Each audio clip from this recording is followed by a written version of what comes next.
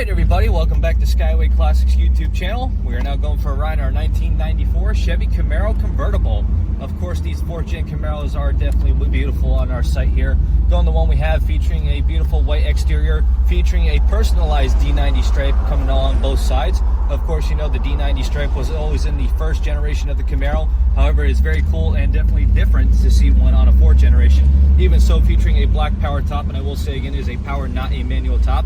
Still having the appropriate Z28 wheels, built-in spoiler in the back, rear antenna, and of course a wild style body.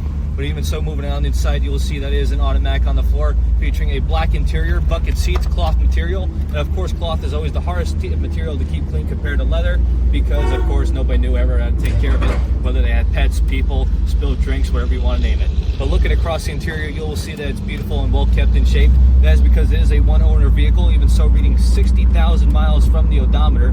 Dash is perfectly clean. Of course, a lot of the 4th generation GM vehicles had cracks in the dash, especially the GMs, Pontiacs, Camaros, name it, you want it.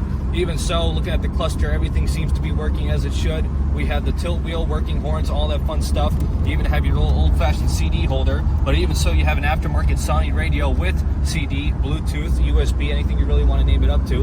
And of course, onto the sides here, you have your controls for the mirrors, locks, even the windows, and same thing for the seats. One of the things about the nicest things with the 4th generation is it offers more power, more simplicity, more importantly, more comfort than any other vehicle in the Camaro generation. But even so, moving on to the engine bay, featuring the 5.7 liter motor, best motor you can get, definitely stable. Even so, looking underneath, it is very solid compared to your old style 1st generation, 2nd generation, and 3rd generation, where a lot of times they put that crappy undercoat under there to pretty much hope to save it from salt. Whereas to the 4th generation, it was just a smooth, steady underneath, where of course you want to find rust. If you were looking for rust, it would definitely be visible. But in that case, you're not going to find it on a car this pretty. Even so, now we can open up where you get a little bit of a feel of how nice it rides. Shifts pretty good there. As you can see right now, the wheel's not shaking, handling pretty well.